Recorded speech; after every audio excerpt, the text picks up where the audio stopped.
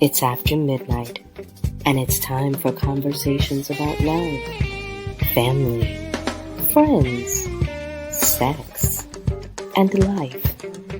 It's Love and Life with Carol Riddick and Donovan West, only on WURD, Progressive Black Talk Media.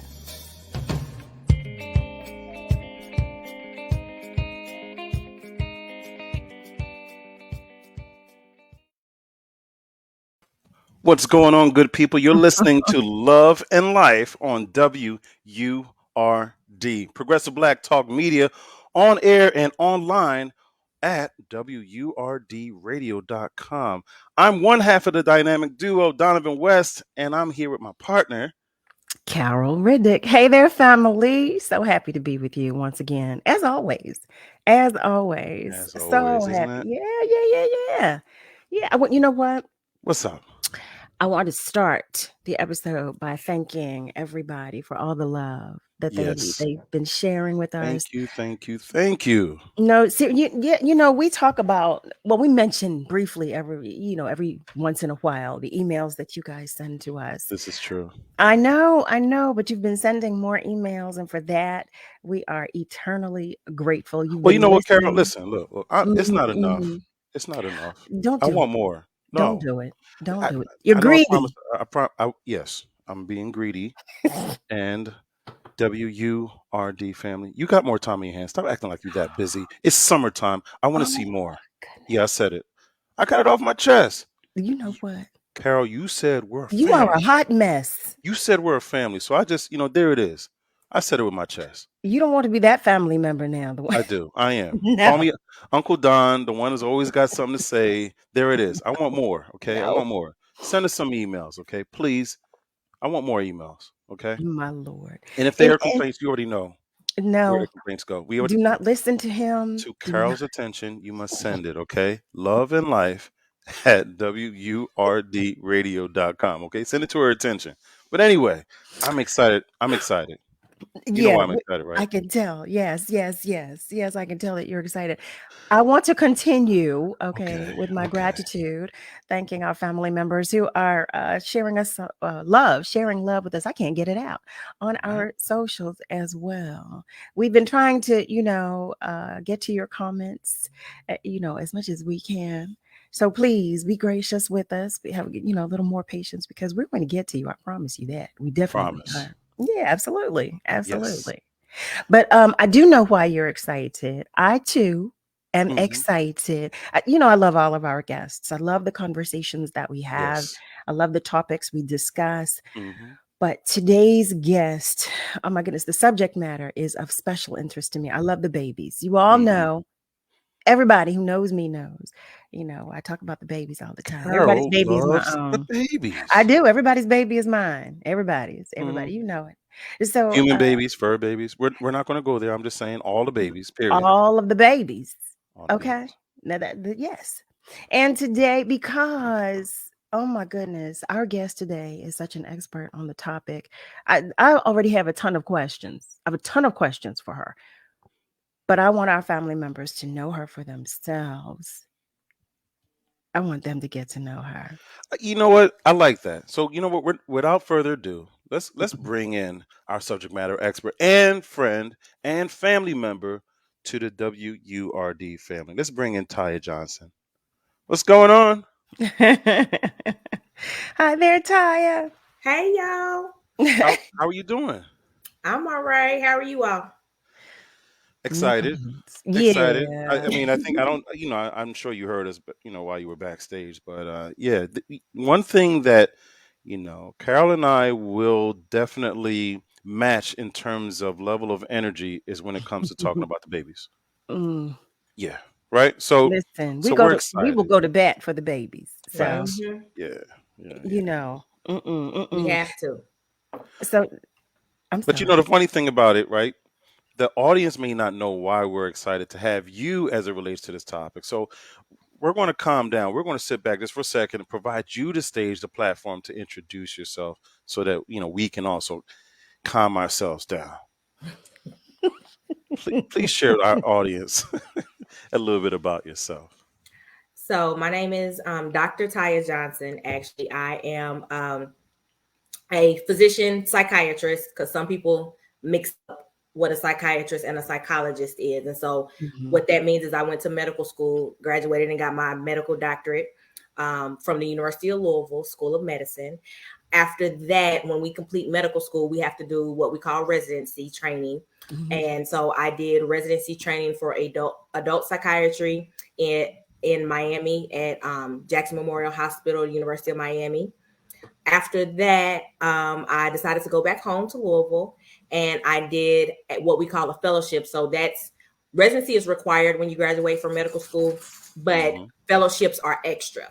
Okay. So I did an extra 2 years to train as a child and adolescent psychiatrist at the University of Louisville. So I went back home because that's where I'm from, Louisville, Kentucky. So I went back home, and then I did an additional fellowship because I'm extra, I guess, in forensic psychiatry at the University of Cincinnati in Cincinnati, Ohio for an additional year. And so I am board certified in adult psychiatry, child and adolescent psychiatry, and forensic psychiatry. So I'm triple board certified. And it's not that many doctors that are triple board certified, let alone not that many Black doctors that are triple board certified. So I always make sure I point that out.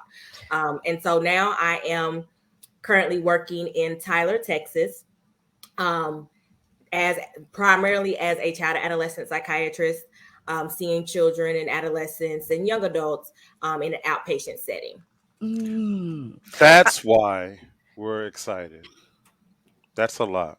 Agreed. So what we typically do, we'll read like part of our guest's bio and what have you, and we read all the titles, but it's so much more authentic when you explain what it is you do and who you are. So I'm so glad. Thank you for doing that. I do have one question about one of your titles. What is forensic psychiatry? So forensic psychiatry is the intersection between psychiatry and the law. So there are a lot of laws that apply to psychiatry.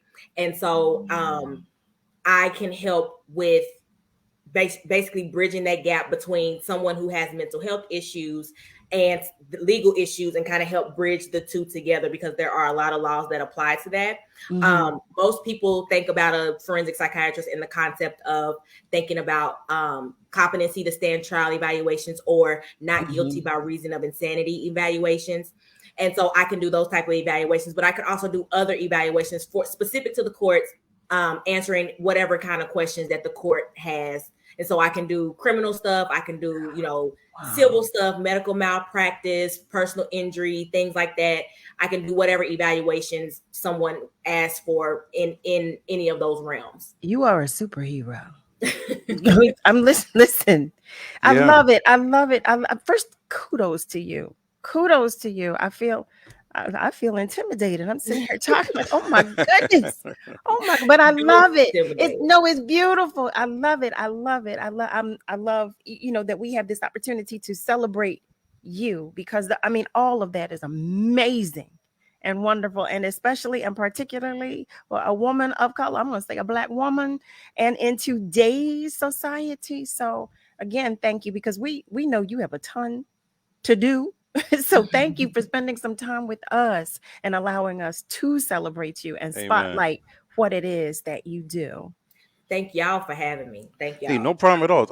No, again, when we talk about an abundance, you go above and beyond and, with all your fellowships, geez, that's 2 different fellowships, right? Yes. Yeah. Wow. So, Black girls rock, Donovan. Facts. Look, facts. I'm not gonna even touch that one. I saw you just now. Come on, I'm faster than that.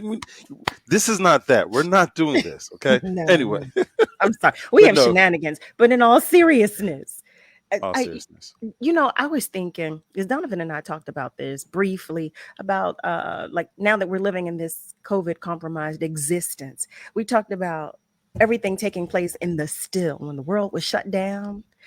For you, did you notice like an uptick in clients, or were there more of your clients that presented with issues? So mental health has been around forever, right? It's not anywhere. It's not come out of nowhere. And Mhm. so a lot of people think that COVID made things out. COVID did make things worse. I will say that COVID did make things worse, and it made some areas more exposed with COVID, with shutting down and whatnot. But to be honest, I was seeing a lot of folks. My schedule was booked, packed, and waitlisted even before COVID was going on, because there's not many child and adolescent psychiatrists in the country. And so prior to COVID, I had a whole bunch of patients, and after COVID, I'm still having a whole lot of patients. So that didn't change. Some folks may have gotten added, but it's still been a dire need for child and adolescent psychiatrists, even well before COVID. Now, with that being said, do you think that to borrow Carol's term, this COVID compromised, existence has created a more transparent approach to saying, hey, I need help, or a more aggressive environment in terms of saying, hey, by the way, this is another option. We need to engage more in terms of utilizing, this mental health platform. I know locally in Philadelphia, right, most organizations are actually at capacity where they were not at capacity prior to COVID. So do you think that, it's starting to turn the curve, so to speak, in terms of mental health being more embraced by communities of color? I will say that I do think going through COVID definitely made a difference with utilization, specifically in Black and Brown populations. I don't know if I could say it like this, but white folks been going to see psychiatrists. I mean, let's just keep it real. They have. It's us Black and Brown folks that haven't been utilizing those services as much. So I will say that I have seen more utilization by Black and Brown folks. Still not enough, in my opinion. I think more still need to utilize it. And part of that has to do with, the issues and, health equity issues and all that stuff. So, but in general, I definitely seen more Black and Brown folks taking advantage of getting mental health treatment with COVID happening. Great. And in child and adolescent psychiatry, as it relates to Black and Brown families, what do you think is, in the general term, of course, what do you think is the number one barrier that exists in that space in terms of going down that path or some level of engagement when it comes to Black and Brown communities versus our white brothers and sisters? There's a lot of issues. I think the first thing has to do with the Black community. We've never looked at mental health as a real issue. In the Black community, we always pray about it, pray it away. God's going to fix it. And while, yes, that's true. And yes, you should pray about it.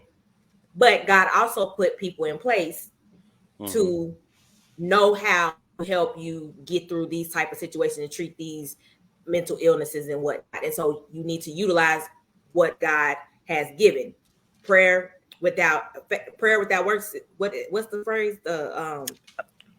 Faith without works. Yeah. You know what I'm saying? So it's like you're not doing the work, which the work is going to go see somebody. You just doing the praying and saying, God, go away, make this go away. And he's giving you the avenue, but we're not utilizing the avenue that God has given us. By going and go seeing folks. And that's just because, nobody wants to get labeled as crazy or, needing help. And I just try to explain to people when they come and see me, it's not that you're crazy. It's just like any other illness that you have.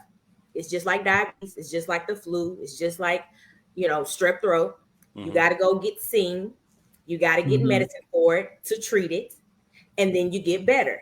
It's the same thing with mental illnesses. The only difference is it's kind of invisible. Nobody can see it. There's no test that I can do no blood test that I can do that says, oh, you have depression or bipolar or anxiety or whatever. I don't have the luxury of doing that, which makes my job hard, to be honest, harder than other doctors. That's part of the reason why I went into psychiatry, because I felt other fields of medicine were more boring because they were cookie cutter. And psychiatry is not cookie cutter. You got to do some real digging and asking some questions and getting folks being able to establish a rapport with you in order to get the information that you need to properly diagnose them.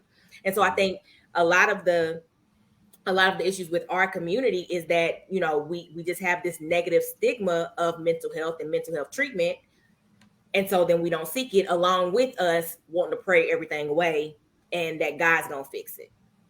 Gotcha. Thank you so much. If you're just now tuning in, WURD family, this is Love and Life, and Carol and I are talking with none other than Dr. TIYA Johnson, who is, a number of things, but among those things, he's a child and adolescent psychiatrist who is triple board certified. I like saying that. I Me don't know why. I just like, too. that's right. Yeah, was your guest triple board certified? Nah, our guest was though.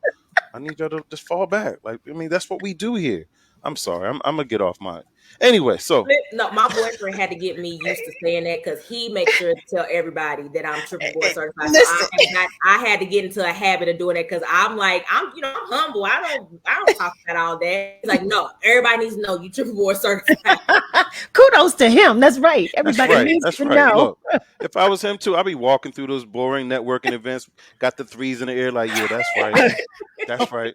Oh, what you working with? Oh, you deuces over there? Oh, we trips over here. What you got? What you got? Looking like a bad space hand over there. We trips over here. Anyway, listen, you know what we do, family. We keep it light, but you learn something as well. And we are learning a lot from Dr. TIYA Johnson about just in terms of cultural differences, also barriers that exist. And my next question, as it relates to you and taking the medical route, have you found that our diet and other things culturally contribute to some of the challenges that we have that are going on mentally? It's just a natural question I thought I'd ask, because a lot of times people that are, providing therapy do not necessarily have that, the background of experience of the physiological components that also contribute. So I thought I'd ask this triple board certified guest of ours. Let's go. That was one of my questions too. So I'm glad you asked. So yes, diet is very important and part of what I do. So, there's a lot of, I won't say because you might, but there's a lot of folks who are very skeptical of the medical field, period, right? And a lot of people feel like all doctors do is try to give you a medicine, don't try to get you better, yada, yada, whatever. One thing that I tell all of my patients is your diet and exercising is very, very important. Now, whether they listen to me when they walk out of my office, more times than not, they don't. But I make sure to reiterate to them, it's very important what you're putting in your body, and that you making sure that you get exercise, and you making sure you're getting nutrients and things that will help you feel good, because you're going to feel better on the inside if you're eating healthier foods. If you have depression and you're just feeling sluggish and down, well, that's not going to get any better if you're eating a lot of junk food. Or, if you're concerned about gaining weight, because say I have you on a medicine that it can increase your risk of weight gain, but you are, you're not taking the necessary precautions to make sure that you're not gaining weight or adding to that possible side effect with that medication. And then that makes you feel more depressed and down about yourself and negative self-esteem. That doesn't help. And then, like I said, just in general, as energy level and feeling awake and alive and like you want to get up and do things, if you're eating bad foods all the time, that's not going to help. Now, I'm a stickler for some good food. Okay. I would like to say I'm a foodie. So I understand that the bad foods taste the best. I get it, because I love my bad foods too, but you got to make sure you balance that out with still making sure you get some fruits and vegetables. If you start paying attention, you're like, oh shoot, I done ate fast food, French fries 4 days this week. Start reeling that in and trying to say, okay, I need to make sure I'm eating more fruits and vegetables for the rest of the week. Try to fix that, because it does start to down, and it does start making you feel sluggish, and it does affect you mentally. It does make you feel worse. You heard it. You heard it right here. I'm telling you. Hey, pick your head up. Listen. Head up, Carol. Well, no, Carol, that would not be me. Up. Don't you do it, because that would not be me. I probably had a French fry the last time I saw you. So no. Listen. I eat bad and I eat good. You eat. I do. I eat bad and I eat good. Too. I balance it out. Listen, it's about balance. I used to be addicted to French fries. That's why I use that as an example. I used to eat French fries like 5 days a week, and I'm like, TIYA, now you can't keep eating French fries 5 days a week. Now, this is just ridiculous. You telling your patients this stuff and you sitting here eating French fries 5 days a week. So I had to cut myself back. Now it's just once a week. I allow myself to have French fries once a week. You know, it's interesting that you said that. We're about to go to commercial break, but I was thinking as you said that, and I'm thinking of your specialty with adolescents. When I was in high school, that's all we ate every day was cheese fries for lunch. We could not wait to get to the cafeteria to get cheese fries. So I'm thinking of exactly, and they were delicious. I'm having this memory of them. We're not going to do this now. What we're going to do is we're going to go to break, and we're going to pray that we stay in our seats during the break and do not run downstairs, because we can, with the microwaves and everything else, we can have a whole situation. Listen, good people, we'll be right back with some more love and life after these messages. I remember this one moment. I ran to kind of the water edge, and my mom said something along the lines of like, now it's your turn. Take that first step. When I became a mom myself, I feel like my whole world changed. There's some light within her that makes me continue to do the climate science work that I do. You don't have to be a climate scientist to want to protect the earth. As moms, we care about our children and the environment they grow up in. And for Mia, I want you to know that I worked really hard to be a part of the change and to make it a better place for you.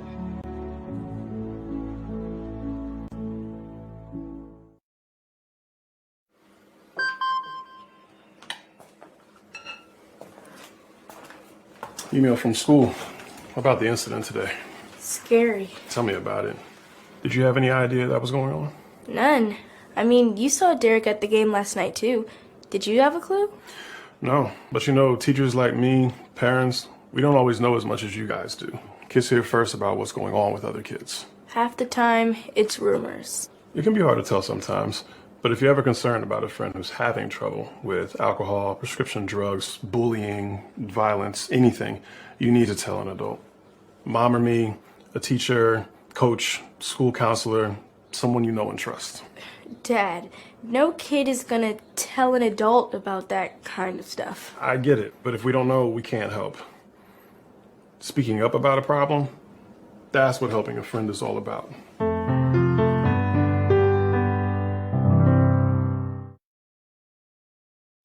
You know, a lot of people say when you're going somewhere, you don't want to look back.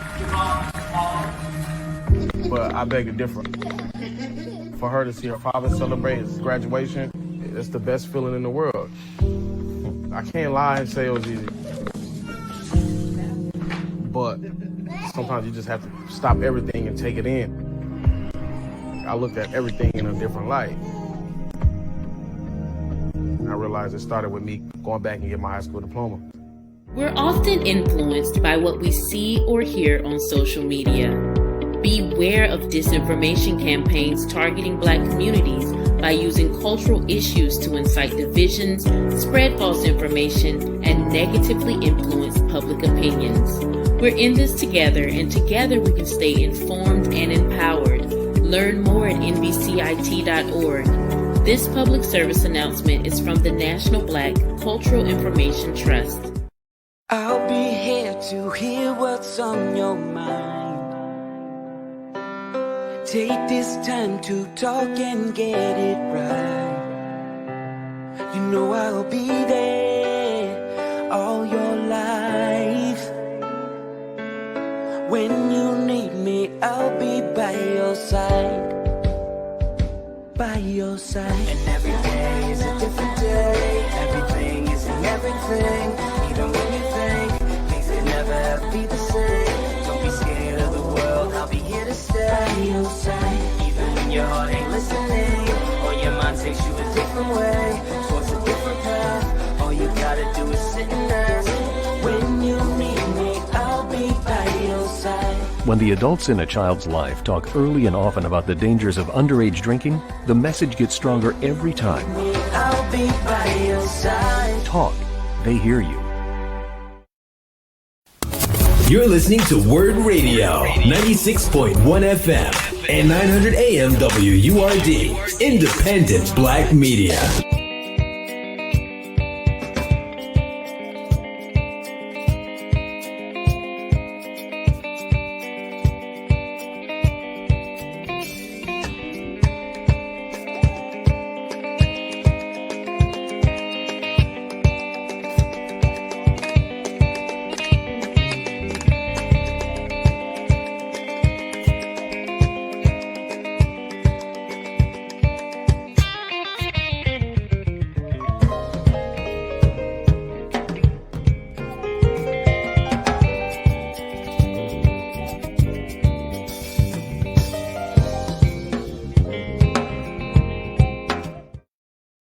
Hey there, family. Welcome back. You're tuned in to Love and Life on WURD, Progressive Black Talk Media, on air and online at wordradio.com. That's WURDradio.com.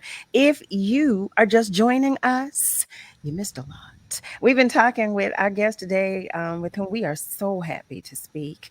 Her name is TIYA Johnson, and at the very least of her accomplishments, she is triple board certified. Let me get that right, by the American Board of Psychiatry and Neurology in psychiatry.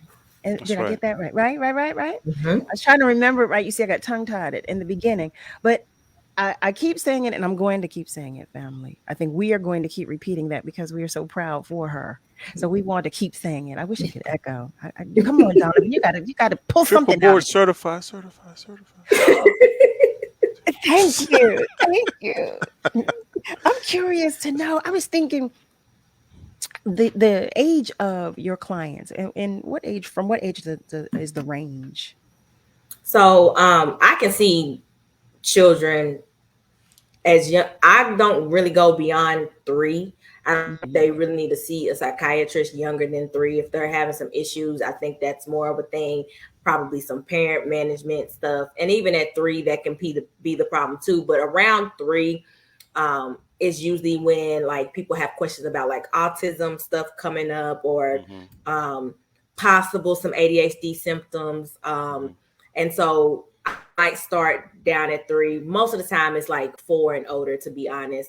But I can see the whole age range as far as the limit. The clinic that I'm working in right now, they're cutting it off at 24 or 23, something like that.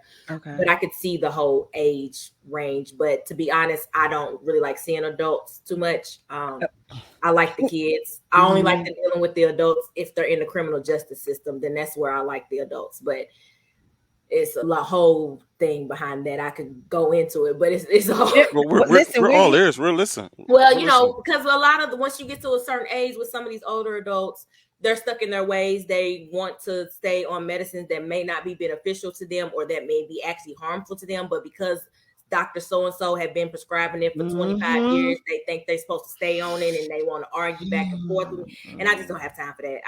I just don't have time for that.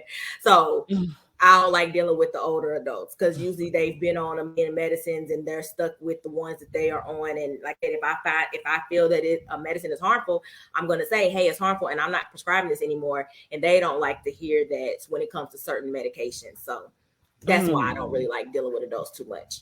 That's so understandable. Oh my goodness. And I will say that after having been a caregiver to both of my parents, I overstand that statement. I overstand with all the love I have in me. I overstand. Okay. I had that conversation several times. What we do want to say too is congratulations. We read about the honor that you received this year. Right. It was this year, I believe it was. Yes. Yes. Last May was when it was. Congratulations on that too. See, everybody's like, who is that girl? Which I love. But I think that, that's my assistant there, my fur child, my fur baby, who's saying hello, and she's congratulating you as well, as she does. Tell her thank you. Chloe, I'm sure she heard that. But when I thought about having you as a guest, and I know some of the subject matter is very sensitive, But I'm curious to know of some of the more sensitive scenarios, if in fact you can share anything with us that you've had an experience with, which you've had an Oh my experience. goodness, it's so many. Though I'll put it as general as possible, but there is a lot of trauma in the world that these children are experiencing, and this trauma causes children to act out. They might be hyperactive. They might have sleep issues. And when they go to the doctor, majority of the time, the primary care doctor says, oh, this is ADHD, and they get diagnosed with ADHD because the primary care doctor didn't ask enough questions to find out about that traumatic history. Mm-hmm. I've gotten kids that have been the witnessing, of course, witnessing domestic violence, witnessing parents using drugs, witnessing home invasions, being in, car accidents, dealing with being in tornadoes, and usually the symptoms develop after that. But because ADHD is so common, it frequently gets misdiagnosed because, especially in younger kids, trauma and ADHD look almost exactly alike. You have to know what questions to ask to find out. And a lot of primary care providers miss it completely. I mean, there's so many kids in the foster care system that are there for various different reasons but obviously being in the foster care system means you probably had some kind of trauma. Mm-hmm. And it gets completely missed, even with them being in the foster care system. No one asks about these children's trauma. And I deal with a lot of trying to educate parents, because I'll have a lot of parents. I got one that I've seen not too long ago. She came to me expecting her child to get an ADHD diagnosis. I said, this child doesn't have ADHD. This is trauma, honey, and we're not treating it like ADHD. Well, my other kid got ADHD. They should have been diagnosed as trauma too, and they were misdiagnosed. But I'm not that child's doctor. I'm just this child's doctor. And she got mad because I wouldn't do anything for ADHD that he don't have. He don't have it. I had to flat out tell her, because she said, well, his primary care doctor says he has ADHD. I said, well, tell the primary care doctor I'm the expert on mental health in children and adolescents. So what I'm talking about. I don't know how she took that. I don't even know if they come back, but that's what I told her in the office. But it's a lot of trauma that these children are experiencing, and it gets missed a lot because nobody asks these kids about what they are experiencing. Even community violence counts as trauma. In the cities, it's a lot of that, and that exploded with COVID and after COVID. So there's a lot of traumatic experiences, and even going through the situation with COVID, that is traumatic. That's a traumatic experience, even going through that. So there's just a lot of, for me, that's what I see a lot of that usually get missed in the kids that I see, because I end up asking those questions and then I find out they've had this traumatic experience or multiple traumatic experiences. And that's more than likely contributing to the reason why they're in my office in the first place. It's as I'm listening to you explain this, and I'm like playing back in my mind different scenarios. I had one at the end of the school year. I was teaching as a substitute, and two of my babies had just come back to school. They had come in for testing, but they had just come. It was their first day back at school after having been gone, after having been learning remotely for COVID. And they both had anxiety. So it was, it broke my heart because they couldn't stay in the classroom. They could. One of my babies, I had to sit in the hallway with her because she couldn't sit in the classroom. And she said it was, and it really, really, really, it made me look at everything in such a different perspective. Because as an adult, we deal with stuff, but it did not occur to me how much more intense this is for them. Yeah. It did not occur to me. Yeah. I think it says a lot, that social anxiety when it kicks into place, the idea that, the parent may say, oh, we're out again, right? We're, so now it's okay to go to the mall or to the, to different places and spaces. And it's, summertime, right? Where it's, typically the time to go to these social outings, right? These gatherings, everything from, someone's house to the pool. And to see the children actually say, wait, I'm not ready, or act out in other ways, right? Some of them barricade Yep. themselves in a room or do other things, act out. And I think it's something that's probably one of the most underrated of all the traumas that you just now mentioned, So so for a parent or for those that are listening, what are some quick over the counter, right? Because unfortunately you are very, very rare, right? Your time is extremely very rare as well. But what are some over the counter, suggestions you have, some tips on things that, that parents can do to, to identify some of these traumas or the potential existence of them and how to navigate? Well, the first things first is making sure the child is safe. If you're an adult that is in the capacity to make sure the child's safe, one of the main things that help with lowering the development of those type of symptoms is getting the child to safety as quick as possible from that situation. So if you are an adult that, maybe you're not a caregiver of a kid, but you hear about some things, trying to facilitate getting that kid to safety sooner, whether that's contacting Child Protective Services or whatever. And I know Child Protective Services has a bad rep, but that's, sometimes that's the only avenue that we have to help get kids to safety. But that's one main thing, is just making sure they're safe and that they feel safe. Because if they don't feel safe, you're not going to go anywhere. Nothing's going to happen, right? Nothing is going to happen. Another thing is talking to kids. Back in the day, it was be seen and not heard, stay in a child's place, all those things. And that's fine. Like, yes, certain conversations are not made for children. So of course, you don't just have any and every conversation with a child, but you can have developmentally appropriate conversations about how a child is feeling, helping them to describe and name what they're feeling, because that's part of the reason why children act out, is they don't know how to say it or talk about it, or they feel they can't say it, or they just know something, they don't know what they feel, and then they act out and end up getting in trouble or whatever. Because they can't articulate what they really need. And so if you talk to kids in a developmentally appropriate way, based on their age, to find out what's going on with them, to find out what they're thinking about. Kids will tell you stuff. They'll just sit there and tell you. I have kids come to my office, they'll be coloring sheet, and I'll say, so how did that make you feel? I didn't feel nothing. I just did what I was supposed to do. They'll tell you. They'll talk. But they gotta feel comfortable. That's why it goes back to that safety. You gotta make sure that they're safe first.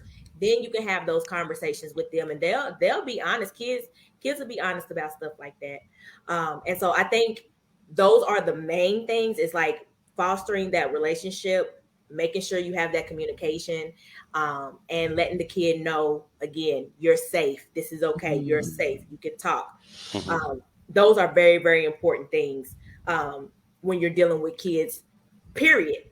I would say another thing, even though this is not how do you deal with that type of situation, but these kids with these electronics and these phones, and these tablets and the social media. Preach. These parents need to stop that mess. Like, I'm so sick of how many parents tell me, well, they'll get mad if I take the cell phone away. Okay, deal. Right. Who is in charge? The reason why they go act a fool when you take the phone away is because they know you care about them acting a fool when you take the phone away. They need to know they ain't running this. Hey. You need to watch all of your kids' social media if they are allowed to have it, which I don't think any kid under 12 years old should have social media at all. And I really feel like you shouldn't be able to even get on social media until you're 18 and older. But nobody asked me. I don't make the rules. But we did. It causes problems. It causes way too many problems. And younger than 12, they are not developmentally able to handle being in social media situations. They are not. They are not. And every child is different. Just because they turn a certain age don't mean that they're ready to handle what comes with being on social media and having a cell phone that has video capabilities and internet capabilities and stuff. Sometimes you got to take that stuff back. One of my patients, her grandmother went and got the little girl a flip phone, and she can't do nothing but make phone calls. There you go. And that girl is like 12, and she came to the and she said, Dr. Johnson, look at my new phone, honey. She put out that flip phone. I said, girl, that's old school. But all she need to do is make phone calls. That's what we need to work on with the kids. These kids don't have good communication skills, and I know I'm going on a soapbox, but these kids don't have good communication skills because they stay behind texting. That's all they want to do is text. They don't know how to have conversations with people and talk because all they do is just text all day long or be on social media or play video games. That stuff is messing with kids socially. They don't go out and play anymore. Yep. So those things add to mental health issues that kids have, and research has shown that electronic use affects kids' sleep and stuff. They come to me all the time. I can't sleep. You sitting with the TV on, the cell phone in your face, and the computer, and then you wonder why you can't fall asleep because you got lights on everywhere in your room, but you want me to give a pill to help you go to sleep. No, you need to have a better bedtime routine. There it is. There it is. And we're going to be right back after these messages. And when we get back, we're going to talk more about some other things that we need to do collectively so that we can have a better foundation for mental health, to not just survive, but to thrive. You're listening to Love and Life on WURD. We'll be right back right after this. I'll never forget the day I nearly died. I was a young journalist with a great career, starting a family. The only way we found out I had any kind of heart issue was when I went into sudden death. My coworkers sprung into action. They've recently been trained in life-saving CPR protocols developed by the American Heart Association. They're the ones that kept me alive until the medics came. They did many tests on me in the hospital after my cardiac arrest and created a treatment plan, all with research from the American Heart Association. I think unless you are a heart disease patient, you may not know how much work the American Heart Association does behind the scenes to save your life. Since my cardiac arrest, I've had 2 more children. I've watched all 3 of my children grow into adulthood. I'm going to cry now. Graduate from college. My daughter got married. I have grandchildren. And I'm still here. Learn more about the American Heart Association's work at helpheart.org. Imagine you on a deserted island all by yourself, or even being in a crowd of people yet still feeling alone. That's what being a victim of sexual assault can feel like. Victims of sexual assault are at an increased risk for developing depression, PTSD, substance abuse, eating disorders, and anxiety. Sexual assault can happen to anyone and is any unwanted sexual contact such as unwanted touching, fondling, groping, or even rape. No always means no, so speak up and speak out. It's on us to stop sexual assault. Everyone loves a champion, someone whose performance puts them head and shoulders above the rest. But not all champions wear a medal or hoist a trophy. At the U.S. Center for Safe Sport, we see champions everywhere we look. In every sport, on every court, we're building a foundation to ensure all athletes are safe, supported, and strengthened. We believe abuse can be prevented by taking a hard look at how we coach, how we train, and how we interact after the last whistle. We have provided over 2 million safe sport trainings. At the U.S. Center for Safe Sport, ending abuse is not just our job. It's our promise.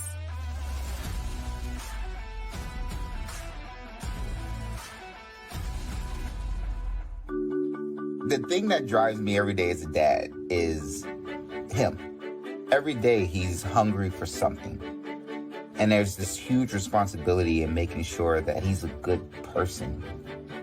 I think the advice I would give is you don't need to know all the answers.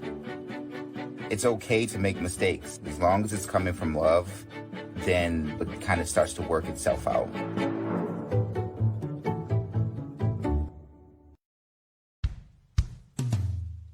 Hey world, I have a quick message. It's about safe driving. All right, let's go. Anytime you're driving, have the seatbelt buckle tight. Both hands on the wheel and your phone out of sight. When not in your hand, trying to text somebody back. Because if you do, your car might get smacked. The moral of the story, just put your phone down. The people on the road will stay safe and sound. Put your phone down, put your phone down. People on the road will stay safe and sound. Yeah.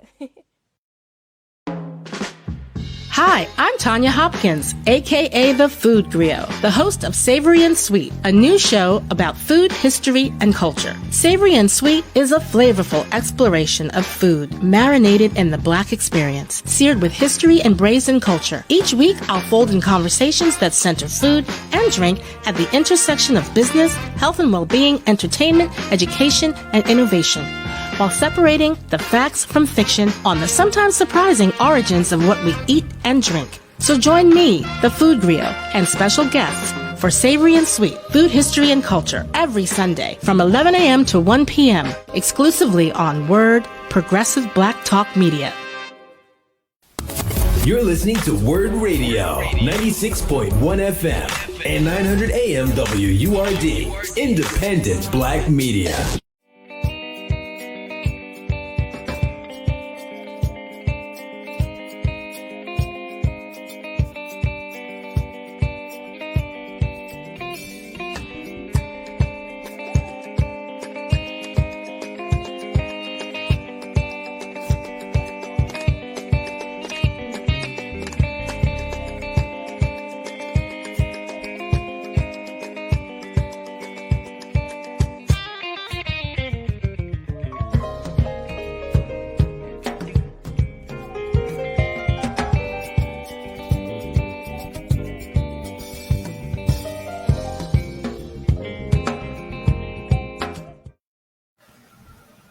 So welcome back, great people. Not good people, but great people, because this has also been a great show. You're listening to Love and Life here on WURD, Progressive Black Talk Media, on air and online at WURDradio.com.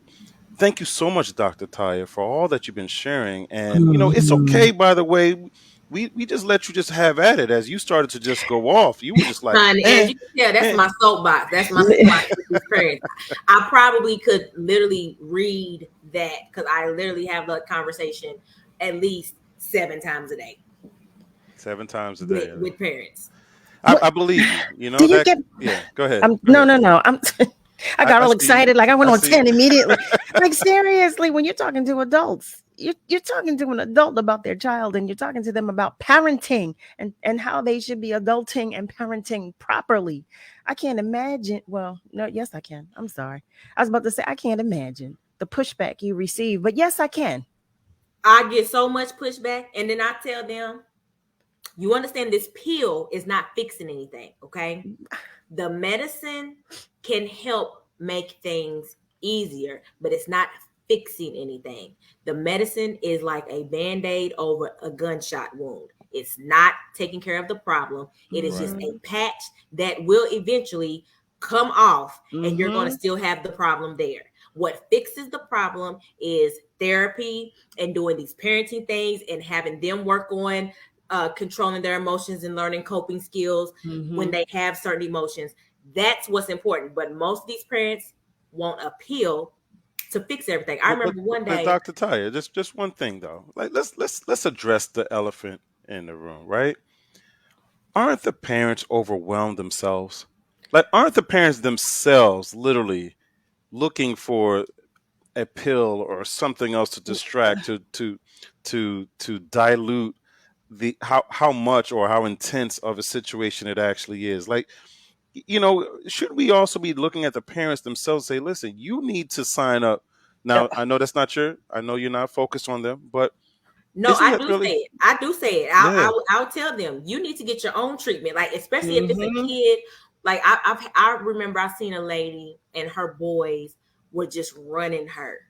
And when I talked to the mom, I said, what is going on? Why are you letting these boys? She had all these these fears and anxiety. She had been through a lot of trauma herself that was causing her to not be able to properly parent her kids. I said, honey, you got to get treatment because these kids don't keep running you until you get that treatment. Yeah. You got to.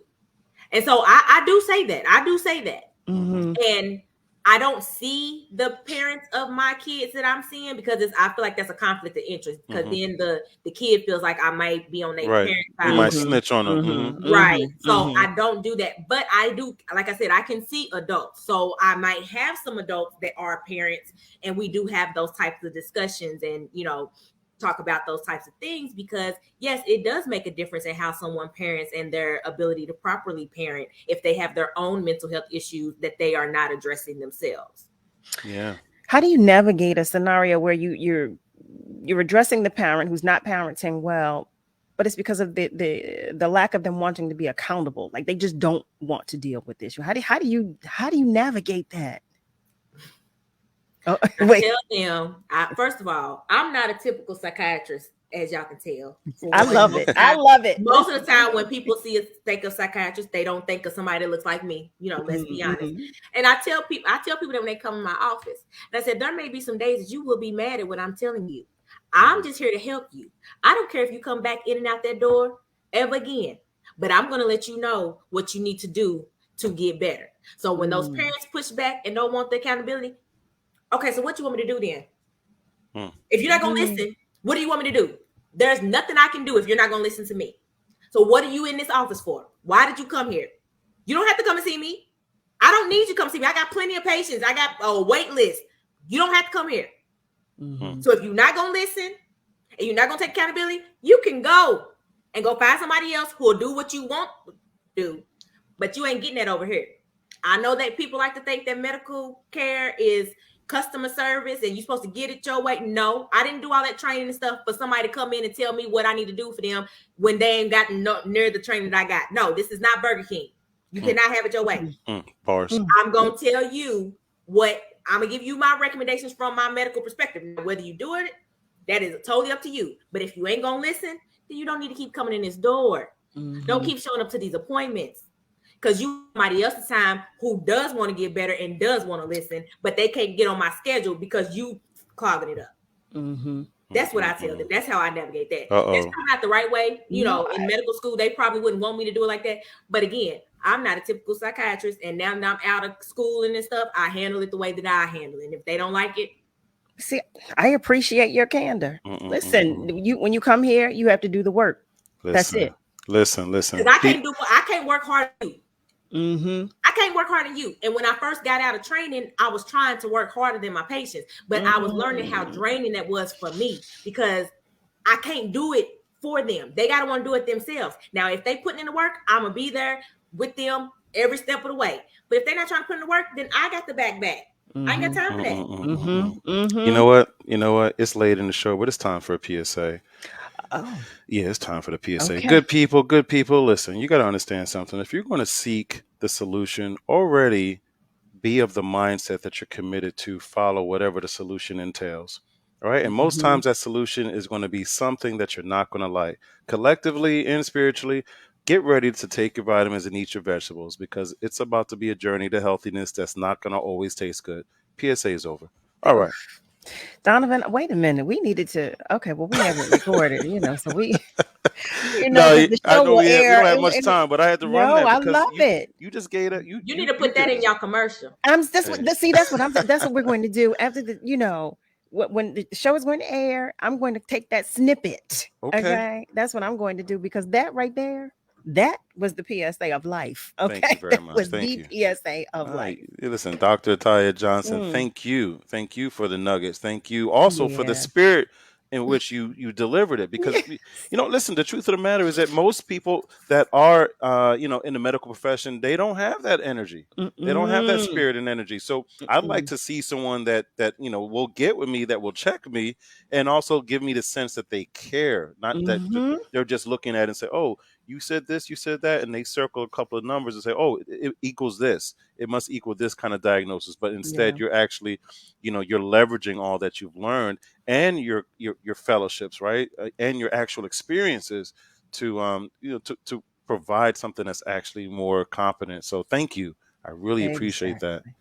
Thank you. I could not have said that better. Thank you. Yeah, okay. Thank you, family. It's that time. It's As we Right. wrap up tonight's episode, it went by so quickly. It did. But as we wrap up tonight's episode, we want to extend our utmost gratitude to you, family members, for continuously supporting us right here on Love and Life on WURD. We want to extend our utmost gratitude to you, Dr. Johnson. And continued success and progression. We support you, the entire WURD Absolutely. family. Now, especially when the rest of our family members meet you, oh heavens to Murgatroyd, because we already love you. So, you're just going to have more family members. But thank you again, because we know how valuable your time is.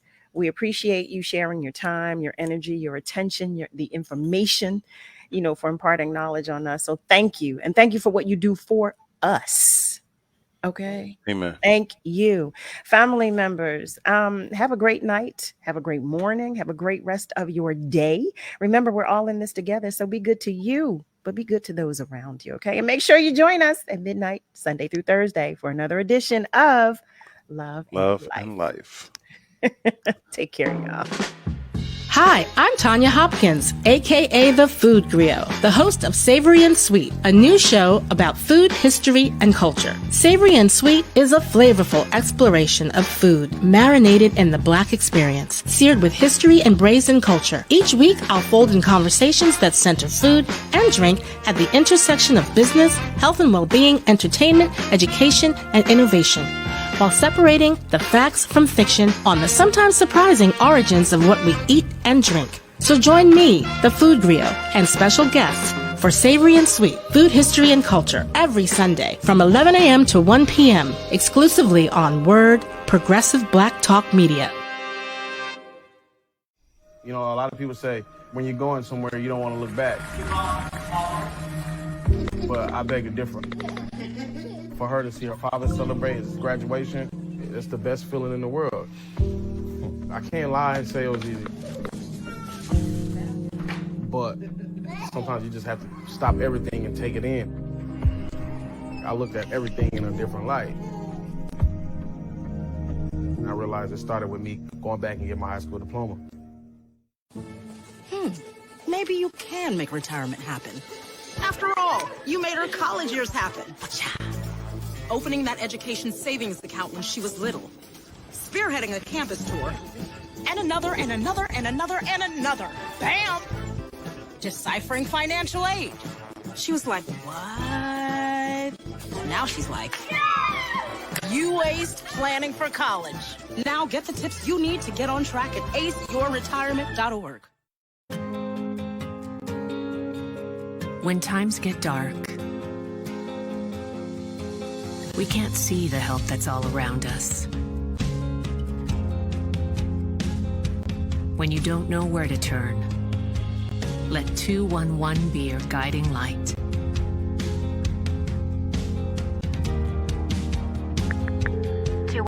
How can I help you? Our guides are ready to connect you with the help you need.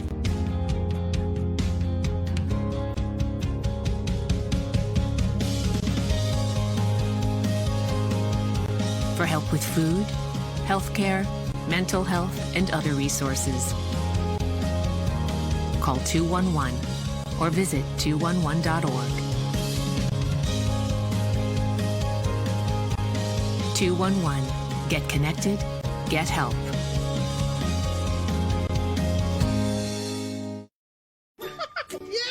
Sam, Elmo. Oh, hey, Julia. You ready to play band with us? I'm going to play my clarinet. And Elmo's going to play his drum. Drum loud. Oh, well, you know what to do, Julia. Julia knows.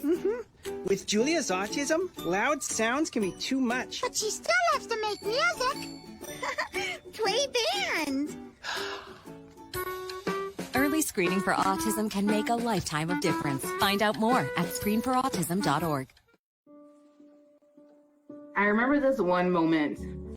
I ran to kind of the water edge, and my mom said something along the lines of like, now it's your turn. Take that first step. When I became a mom myself, I feel like my whole world changed. There's some light within her that makes me continue to do the climate science work that I do. You don't have to be a climate scientist to want to protect the earth. As moms, we care about our children and the environment they grow up in. And for Mia, I want you to know that I worked really hard to be a part of the change and to make it a better place for you.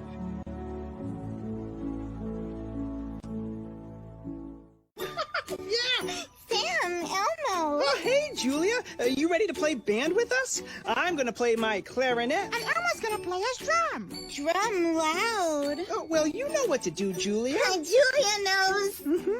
With Julia's autism, loud sounds can be too much. But she still loves to make music. Play band. Early screening for autism can make a lifetime of difference. Find out more at screenforautism.org. Lifting every voice till earth and heaven ring. This is WURD Radio, 96.1 FM and 900 AM WURD Philadelphia. Black